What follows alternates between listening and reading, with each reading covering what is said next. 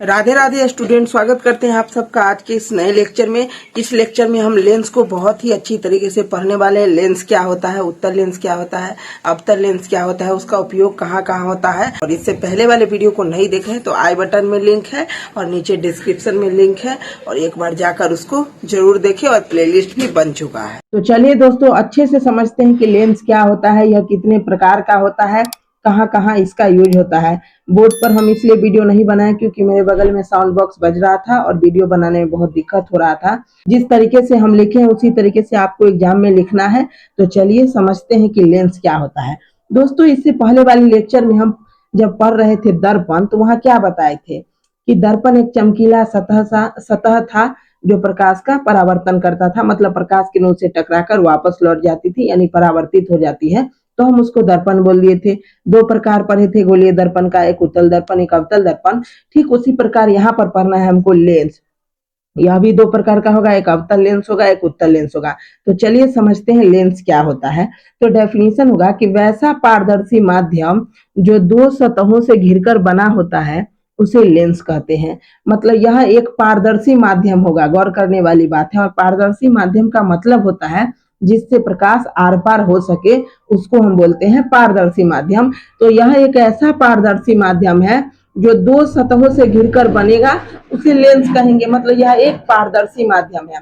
अब इसका उपयोग कहाँ कहाँ होता है, तो टेलीस्कोप यानी दूरबीन में होता है, माइक्रोस्कोप में यानी सूक्ष्मदर्शी में होता है, कैमरा में होता है, ग्लासेस यानी चश्मा में होता है, बहुत तरीके का यूज होता है।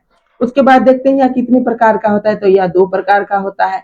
पहला होता है हमारा कॉन्केव लेंस, जिसको अवतल लेंस हम इंग्लिश में कहते हैं। कॉन्केव लेंस जिसको अवतल लेंस इंग्लिश में कहते हैं।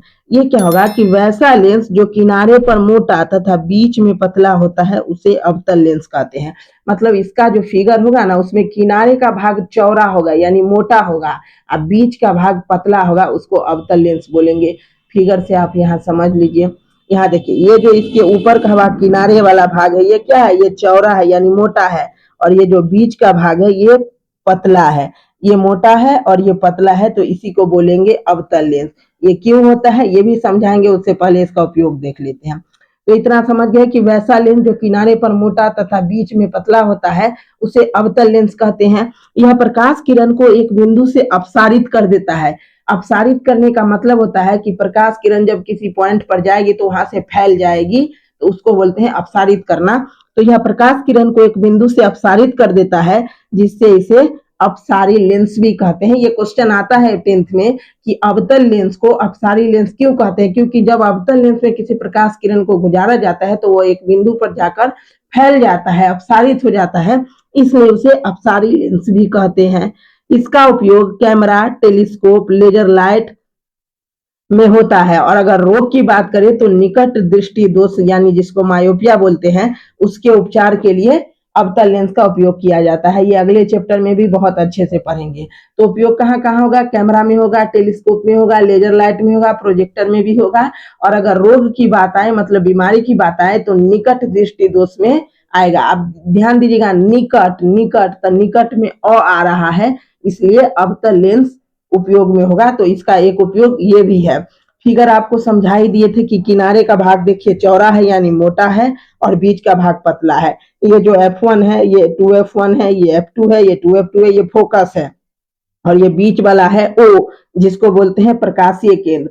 जब दर्पण पढ़ा रहे थे तो वहां पर पढ़ाए थे आपको वक्ता केंद्र, क्योंकि मान लीजिए अगर ये गोलीय दर्पण था, ऐसे पढ़ाए थे, तो वहां वक्ता केंद्र था क्योंकि वो परिधि का केंद्र था। और ये बीच का केंद्र है, मतलब ये भी एक अलग कांच का टुकड़ा है, ये भी एक अलग कांच का टुकड़ा है, तो दोनों को मिला के जो बीच में केंद्र है वो है हमारा प्रकाशीय केंद्र।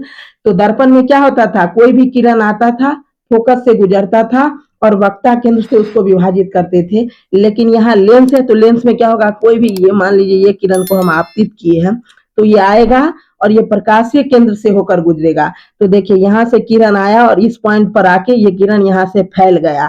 फिर यहाँ से भी किरण आया एक, और इस पॉइंट पर आके ये फैल गया। तो देखते हैं किरण फैल रहा है, ये इधर फैल रहा है, ये इधर फैल रहा है, इसलिए बोलते हैं कि इसमें क्या होता है, किरण एक बिंदु पर आकर अपसरित हो जाता है यानी फैल जाता है, इसके लिए इसको अपसारी लेंस कहते हैं। अगर 3D में यहाँ पे रहता तो बहुत अच्छे से समझते, कि जैसे किरण आया और इस प्रकार से फैल गया, और यही फैलने के कारण क्या होता है, यहाँ समझिए, ऐसे आया और यही फैलने के कारण क्या होता है, इस प्रकार से हमारा अवतल लेंस बनता है। इसी को ऐसे देखिए तो देखिए, किरण आ रहा है, फैल रहा है, किरण आ रहा है, फैल रहा है, तो अवतल लेंस का निर्माण होता है।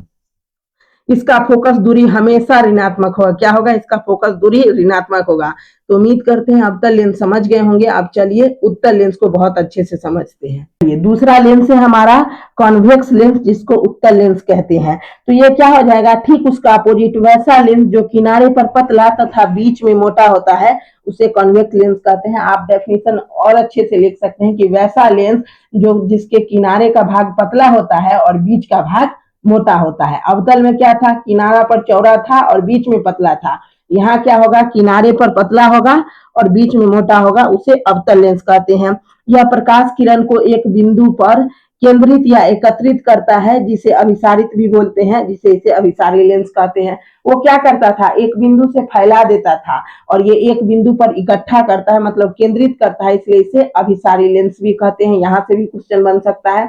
अगला है, इसका उपयोग क्या है, तो इसका उपयोग किसमें हो जाएगा, ऑप्टिकल माइक्रोस्कोप में हो जाएगा, प्रोजेक्टर में हो जाएगा, मैग्नीफाइंग ग्लास यानी आवर्धन ग्लास में हो जाएगा, इत्यादि में होता है। और हाँ, ये इसका उपयोग चित्र को बड़ा दिखाने के लिए भी किया जाता है, लिख लीजिएगा। और रोग में क्या हो जाएगा, दूर दृष्टि दोष के लिए, जिसको हाइपरमेट्रोपिया कहते हैं। निकट दृष्टि दोष में अवतल लेंस यूज होता था और यहाँ दूर दृष्टि दोष है, तो यहाँ कन्वेक्स लेंस यानी उत्तल लेंस यूज होगा। तो समझ गए, इसका उपयोग optical microscope, projector, magnifying glasses और चित्र को बड़ा करने के लिए किया जाता है। रोग में पूछे तो दूर दृष्टि दोष में यूज होगा। अब दूर दृष्टि तो दूर दूर में उ आ रहा है, इसका मतलब उत्तल, तो ये ट्रिक है याद रखने का। दूर दृष्टि दोष में कौन सा होगा, उत्तल, और निकट में अ आ रहा था तो क्या होगा, अवतल। चलिए अब इसका फिगर देखकर समझ लेते हैं। इसका फिगर कुछ इस प्रकार से होता है। देखिए, किनारे का जो भाग है वो पतला है और बीच का भाग क्या है, मोटा है। इसमें भी फोकस है, प्रकाशीय केंद्र है। और यहाँ पर जो हम किरण आपतित किए हैं, ये जो किरण आपतित हुआ है, तो यहाँ पर आके ये देखिए फोकस पर आगे गुजर गया, मतलब एक बिंदु पर एकत्रित हो रहा है। फिर एक और किरण यहाँ पर आपतित किए, वो भी क्या, यहाँ पे समेटे, मतलब ऐसे ऐसे एक बिंदु पर एकत्रित हो रहा है। इसके लिए बोलते हैं कि किरण अभिसारित हो रहा है, इसके लिए इसको अभिसारी लेंस कहते हैं। अवतल में क्या था, फैल रहा था, और इसमें एक बिंदु पर आके मिल रहा है, इसलिए इसको बोलेंगे अभिसारी लेंस। और इसका फोकस दूरी धनात्मक होता है, इतना बात को याद रखिएगा। तो उम्मीद करते हैं ये आपको अच्छे से समझ में आया होगा। अगले वीडियो में हम इसके किरण आरेख को चर्चा करेंगे।